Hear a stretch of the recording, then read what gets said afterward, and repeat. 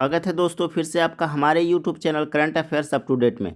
दोस्तों, इस वीडियो में 50 इंपॉर्टेंट जीके जीएस का लेकर के आए हैं, जो कि आगामी बिहार पुलिस एग्जाम के लिए बहुत ही इंपॉर्टेंट है। सभी क्वेश्चन जो है रुकमणी गाइड से लिया गया है, तो आप वीडियो को जरूर शुरू से अंत तक देखिएगा। वीडियो शुरू करने से पहले आप वीडियो को जल्दी से लाइक कर दें। वीडियो हम शुरू करते हैं। पहला प्रश्न को देखते हैं। कथकली शास्त्रीय नृत्य किस राज्य में शुरू हुआ था? तो कथकली शास्त्रीय नृत्य जो है केरल राज्य में शुरू हुआ था, इसलिए ऑप्शन ए हमारा बिल्कुल सही आंसर हो जाएगा। दूसरा प्रश्न को देखिए। युआन युआन किस देश की राष्ट्रीय मुद्रा है? तो युआन जो है चीन की राष्ट्रीय मुद्रा है, चीन देश की राष्ट्रीय मुद्रा है। इसको कैसे याद करेंगे? इसको इमेज में हम देखते हैं। युआन युआन से मतलब होता है जुबान, यानी कि चीन जो है जुबान देता है, जबान देता है, लेकिन वह मुकर जाता है, इसलिए हम इसी तरह से इस दोनों को रिलेट कर सकते हैं। तो युआन किस देश की राष्ट्रीय मुद्रा है? तो चीन की हो जाएगी। तीसरा नंबर प्रश्न को देखिए। संतोष ट्रॉफी किस खेल से संबंधित है? तो इसका सही आंसर हो जाएगा फुटबॉल। इसको कैसे याद करेंगे?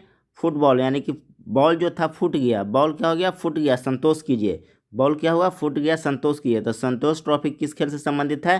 फुटबॉल से। 4 नंबर प्रश्न को देखिए। एथलीट फुट बीमारी होती है। एथलीट फुट एक बीमारी है जो किससे फैलती है? तब फफूंदी से फैलती है। किससे फैलती है? तब फफूंदी से। इसका कैसे इसको याद करेंगे? एथलीट मतलब समझते हैं कि जो एथलेटिक्स होते हैं, जो दौड़ते हैं, खेलते हैं, कूदते हैं, तो एथलीट हुआ। तो उसके आप इमेजिन कीजिए कि एथलीट के फुट में एक बीमारी हो गया है। कौन सा बीमारी हुआ है? तो एथलीट फुट। वह डॉक्टर के पास गया तो उसको कैसे ठीक किया? फूक करके। फूक यानी फफूंद से। फूक का अर्थ निकल रहा है फफूंद, यानी कि एथलीट फुट बीमारी हुआ, उसको फूक करके डॉक्टर ठीक कर दिया। तब फूक जब आएगा उसे आप फफूंद उससे रिलेट कर सकते हैं। 5 नंबर प्रश्न को देखिए। बहुत इंपॉर्टेंट क्वेश्चन है कि बैरोमीटर पठन में अचानक गिरावट हो जाने से निम्नलिखित में से कौन सी एक मौसम दशा इंगित करती है? तो बैरोमीटर में पठन में अगर किस एकाएक गिरावट आ जाता है तो इसका अर्थ होता है कि तूफानी मौसम को दर्शाता है। किसका दिखाता है? तूफानी मौसम को दिखाता है। 6 नंबर प्रश्न को देखिए। नेत्र दान में दाता की आंख के किस हिस्से को प्रतिरोपित किया जाता है?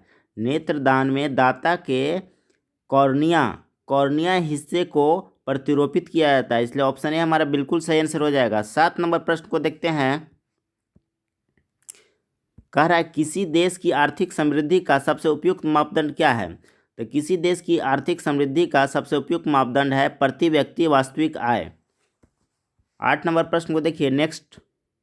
जर्मन सिल्वर निम्नलिखित धातुएं होती है, यानी जर्मन सिल्वर में कौन सा धातु होता है? तो इसका सही आंसर हो जाएगा तांबा, जस्ता और निकेल। इसको कैसे याद करेंगे? जर्मन सिल्वर यानी कि आप इसको इमेजिन कीजिए कि आप दुकान में गए जर्मन सिल्वर लेने के लिए, तो वो निकाल करके दिया, तो आप बोले कि नहीं ताज़ा निकालो। क्या निकालो? ताज़ा निकालो। तो ता से हो गया तांबा, जा से हो गया जस्ता, और निकालो नी से हो गया निकेल। यानी जर्मन सिल्वर में कौन सा धातु होता है? तो तांबा, जस्ता और निकेल। 9 नंबर प्रश्न को देखिए। मरकरी जिसको पारा भी बोलते हैं वो क्या है? तो यह एक द्रव है। द्रव में क्या है? यह धातु है, तो द्रव धातु। ऑप्शन बी हमारा बिल्कुल सही आंसर हो जाएगा। 10 नंबर प्रश्न को देखिए। नीचे दिए गए ईंधन में से किसमें सर्वाधिक ऊष्मीयमान होता है? तो कोक है, पत्थर कोयला है, लकड़ी है या प्राकृतिक गैस? तो इसका सही आंसर हो जाएगा प्राकृतिक गैस में सबसे ज़्यादा ऊष्मीयमान होता है। 11 नंबर प्रश्न को देखिए। प्रदूषकों के रूप में फिनोलिक्स को गंदे पानी से किसका प्रयोग करके निकाला जा सकता है? इसका सही आंसर हो जाएगा बहुलक अधिशोषक को। नेक्स्ट प्रश्न को देखिए। 12 नंबर। नाइट्रोजन किसका अनिवार्य घटक होता है? तो नाइट्रोजन किसका होता है? प्रोटीन का अनिवार्य घटक होता है। इसको कैसे याद करेंगे? नाइट्रोजन से नाइट हमको एक इमेज बन के आ रहा है। नाइट में हम लोग क्या लेते हैं? दूध, और दूध में क्या मिलाते हैं? Protein x. ठीक है, तो नाइट्रोजन किसका अनिवार्य घटक हो गया? तो प्रोटीन का। 13 नंबर प्रश्न को देखिए।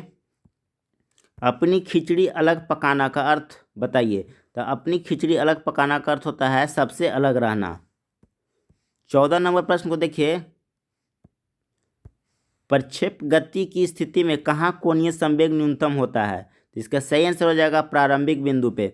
इसको देख लीजिए डायग्राम से, ये हुआ प्रोजेक्टाइल मोशन। इस पॉइंट पे जो इनिशियल पॉइंट होता है वहाँ पे जो कोणीय संवेग होता है वह 0 होता है। इसका मैक्सिमम बिंदु पे उसका वैल्यू मैक्सिमम होता है। 15 नंबर प्रश्न को देखिए, बल की भौतिक अनिर्भरता परिणाम है किसका? तो गति के प्रथम नियम का। 16 नंबर प्रश्न को देखिए, यदि सरल लोलक को चंद्रमा पर ले जाए तो इसके कंपनों की आवृत्ति यानी उसकी आवृत्ति में क्या बदलाव आएगा? तो आवृत्ति उसकी घट जाएगी। इसको देखिए, इसका फॉर्मूला होता है T बराबर 2π√L/g। ये फॉर्मूला होता है आवर्तकाल का। अब हम जानते हैं कि पृथ्वी पर g का वैल्यू और चंद्रमा पर g का वैल्यू में क्या रिलेशन होता है? चंद्रमा पर g का वैल्यू होता है और पृथ्वी के g का वैल्यू का 6वां भाग होता है, यानी कि वहाँ पे अगर g का चंद्रमा का पर g का वैल्यू होगा g/6 हो जाएगा। तो अब ये फार्मूला लगाए हैं T बराबर 2π√L/g। यहाँ g का वैल्यू हम पुट करेंगे g/6, तो 6 यहाँ पे ऊपर चला जाएगा, तो t जो हो जाएगा आपका क्या हो जाएगा? बढ़ जाएगा। टी क्या होगा? टाइम पीरियड बढ़ जाएगा। तो टाइम पीरियड जब बढ़ जाएगा, हम फ्रीक्वेंसी के बराबर जानते हैं कि 1/t होता है, यानी टाइम पीरियड बढ़ गया तो फ्रीक्वेंसी क्या होगा? घट जाएगा। अब मोटा मोटी इतना याद रखिए कि आवर्तकाल बढ़ेगा तो उसका आवृत्ति घट जाएगा, और जब हम चंद्रमा पर ले जाएंगे तो उसका आवर्तकाल बढ़ जाएगा सरल लोलक का, तो इसलिए आवृत्ति उसका घट जाएगी। 17 नंबर प्रश्न को देखिए, स्प्रिंग की स्थितिज ऊर्जा न्यूनतम है जब यह स्प्रिंग जो है वह उसका स्थिति ऊर्जा न्यूनतम कब होगा? जब वह वास्तविक लंबाई में रहेगा तो उसकी स्थितिज ऊर्जा न्यूनतम होगी। 18 नंबर प्रश्न को देखिए, बहुत ही इंपॉर्टेंट क्वेश्चन है कि जब किसी द्रव का ताप बढ़ाया जाता है तो इसका पृष्ठ तनाव क्या होता है? तो दोस्तों, जब किसी द्रव का ताप बढ़ाते हैं तो उसका पृष्ठ तनाव घट जाता है। यही कारण है कि यह कहा जाता है कि कोल्ड कॉफ़ी होता है कम स्वादिष्ट होता है गर्म कॉफ़ी के तुलना में। क्यों? क्योंकि जब हम गर्म करते हैं कॉफ़ी का तो उसका पृष्ठ तनाव घट जाता है, इसलिए वो जीभ का एरिया ज़्यादा कवर करता है, और ज़्यादा एरिया कवर करने से ज़्यादा वो स्वादिष्ट लगता है, ज़्यादा टेस्टी लगता है। नेक्स्ट प्रश्न को देखिए, एक समान वृत्तीय गति में त्वरण होती है। एक समान वृत्तीय गति में त्वरण होती है, क्या होती है? परिणाम में नियत, यानी कि उसका जो परिणाम रहता है वह कांस्टेंट रहता है, और त्रिज्या के अनुदिश भीतर की ओर होती है, यानी कि एक समान वृत्तीय गति में त्वरण जो होता है वह भीतर की ओर होता है, और परिणाम में क्या होता है? नियत होता है। इसलिए ऑप्शन बी हमारा बिल्कुल सही आंसर हो जाएगा।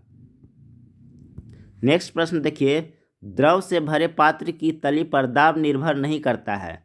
दाब किस बात पर निर्भर नहीं करता है? अगर कोई द्रव से भरा हुआ पात्र है तो उसके लिए फॉर्मूला एक होता है P बराबर ρg/h। ये रो बताता है द्रव के प्रॉपर्टी को बताता है, जी हम लोग जानते हैं गुरुत्वीय त्वरण है, और h क्या है? पानी का हाइट है। अब इसमें देख लीजिए कि कौन सा आंसर होगा। कह रहा है कि दाब किस पर निर्भर नहीं करता है, तो देखिए जी यहाँ दिखा रहा है, जी पर निर्भर करेगा द्रव स्तंभ की ऊंचाई, यानी दाब की ऊंचाई, द्रव की ऊंचाई, इस पर भी निर्भर करेगा।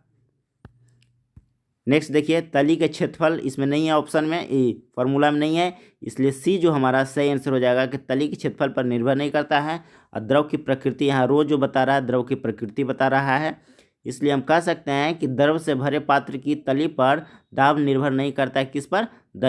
तली के क्षेत्रफल पर। नेक्स्ट प्रश्न को देखिए, 21 नंबर, महारैली के लौह स्तंभ पर कौन सा नाम उत्कीर्ण है?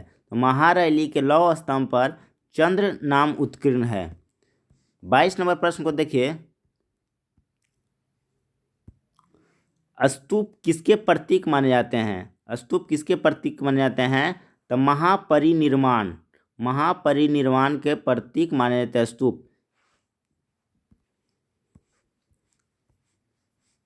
नेक्स्ट प्रश्न को देखिए, एलोरा के प्रसिद्ध कैलाश मंदिर, एलोरा का जो है कैलाश मंदिर बहुत प्रसिद्ध है, का निर्माण किस वंश के शासकों ने करवाया था? इसका सही आंसर हो जाएगा राष्ट्रकूट वंश के। इसको कैसे याद करेंगे? एलोरा एक गुफा है, वहाँ पे कैलाश मंदिर है, यानी कि पत्थर का है वो। तब पत्थर को कैसे बनाया था? तो कूट करके बनाया था। कैसे? कूट करके मतलब राष्ट्रकूट वंश, यानी कि एलोरा के प्रसिद्ध कैलाश मंदिर का निर्माण किस वंश के शासकों द्वारा कराया गया था? तो राष्ट्रकूट वंश के शासकों द्वारा। 24 नंबर प्रश्न को देखिए, रानी दिद्दा ने कहाँ शासन किया था? रानी दिद्दा ने कश्मीर में शासन किया। नेक्स्ट प्रश्न को देखते हैं, चंद्रगुप्त मौर्य के काल में मंत्रिपरिषद के 18 सदस्यों को अर्थशास्त्र के अनुसार क्या कहा जाता था? इसका सही आंसर हो जाएगा, उसको तीर्थ बोला जाता था। यहाँ पे टाइपिंग थोड़ा सा मिस्टेक है। चंद्रगुप्त मौर्य के काल में मंत्रिपरिषद के 18 सदस्यों को अर्थशास्त्र के अनुसार क्या कहते थे? तो उसे तीर्थ कहते थे। 26 नंबर प्रश्न को देखिए, निम्नलिखित में से किसकी सिफारिश के आधार पर संविधान सभा का गठन किया गया? तो सही इसका आंसर हो जाएगा कैबिनेट मिशन योजना। कैबिनेट मिशन योजना के सिफारिश के आधार पर संविधान सभा का गठन किया गया था। नेक्स्ट प्रश्न को देखते हैं,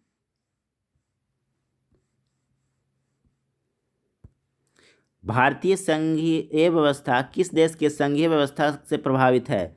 तो इसका सही आंसर हो जाएगा कनाडा। यानी कि भारतीय संघीय व्यवस्था किस देश के संघीय व्यवस्था से प्रभावित है? तो कनाडा देश के संघीय व्यवस्था से। 28 नंबर प्रश्न को देखते हैं, मंत्रिपरिषद से पद त्याग करने के लिए मंत्री अपना त्यागपत्र किसको संबोधित करके करता है? यानी मंत्रिपरिषद से पद त्याग करने के लिए मंत्री अपना त्यागपत्र किसको संबोधित करके करता है? तो इसका सही आंसर हो जाएगा राष्ट्रपति को। नेक्स्ट प्रश्न को देखते हैं, सौरमंडल का कौन सा ग्रह द्रव्यमान, आकार व घनत्व पृथ्वी के लगभग समान है? तो इसका सही आंसर हो जाएगा शुक्र, जो पृथ्वी का बहन भी कहलाता है। तो सौरमंडल का कौन सा ग्रह द्रव्यमान, आकार व घनत्व में पृथ्वी के लगभग समान है? तो शुक्र हो जाएगा इसका सही आंसर। नेक्स्ट प्रश्न को देखते हैं, तिरुवनंतपुरम में स्थित है। तो तिरुवनंतपुरम में कौन सा स्थित है? विक्रम साराभाई अंतरिक्ष केंद्र। विक्रम साराभाई अंतरिक्ष केंद्र कहाँ स्थित है? तो तिरुवनंतपुरम में स्थित है। नेक्स्ट प्रश्न को देखते हैं, अंगूर में पाया जाता है, अंगूर में क्या पाया जाता है? तो अंगूर में टार्टरिक अम्ल पाया जाता है। टार्टरिक अम्ल पाया जाता है अंगूर में। नेक्स्ट प्रश्न को देखते हैं, निम्नलिखित में से कौन पादप हार्मोन है? तो पादप हार्मोन कौन है? तो इसका सही आंसर हो जाएगा जिब्रेलिंसन। जिब्रेलिंसन है। पादप हार्मोन कौन सा है? तो जिब्रेलिंसन। इसको कैसे याद करेंगे? पादप मतलब जानते हैं कि पेड़ पौधा, और जिब्रे जेड फॉर जेब्रा, यानी जेब्रा क्या खाता है? पादप खाता है। तो पादप हार्मोन कौन सा है? तो जिब्रेलिंसन। नेक्स्ट प्रश्न को देखिए, टिटनेस बीमारी निम्नलिखित के कारण होती है, मतलब टिटनेस बीमारी किससे फैलता है? तो टिटनेस बीमारी जो जीवाणु से होता है। टिटनेस बीमारी किससे होता है? जीवाणु से होता है।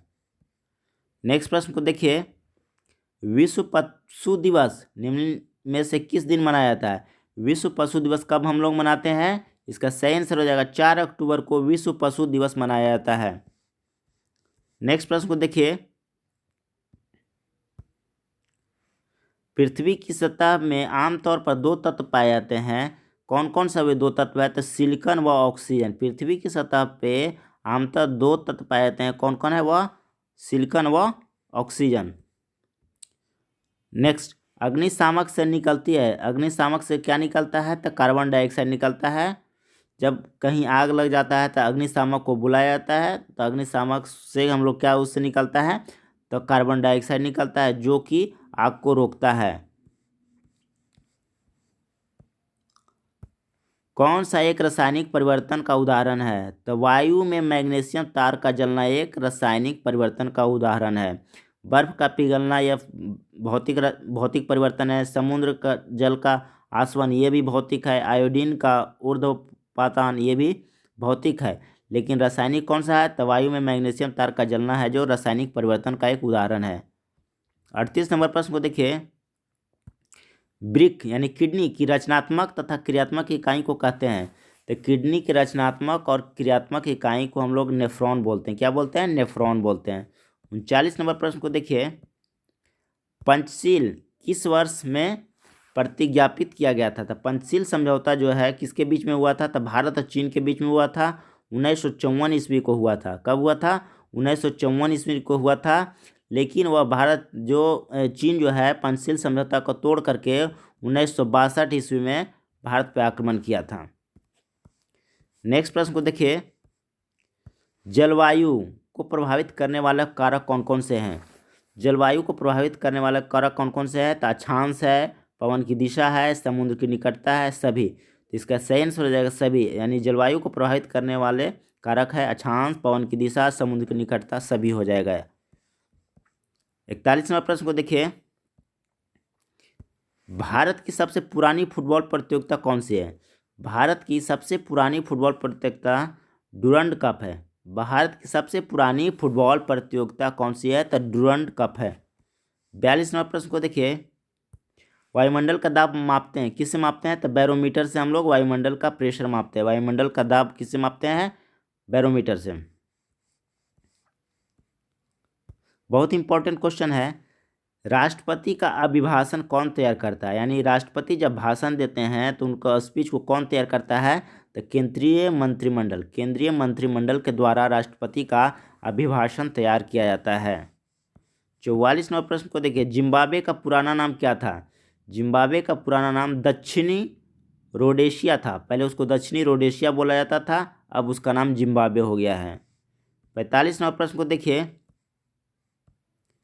बहुत ही इंपॉर्टेंट क्वेश्चन है कि कौन सी चक्रवातीय हवा चीन सागर में चलती है? चीन सागर में कौन सी चक्रवातीय हवा चलती है? तो वह टाइफून है।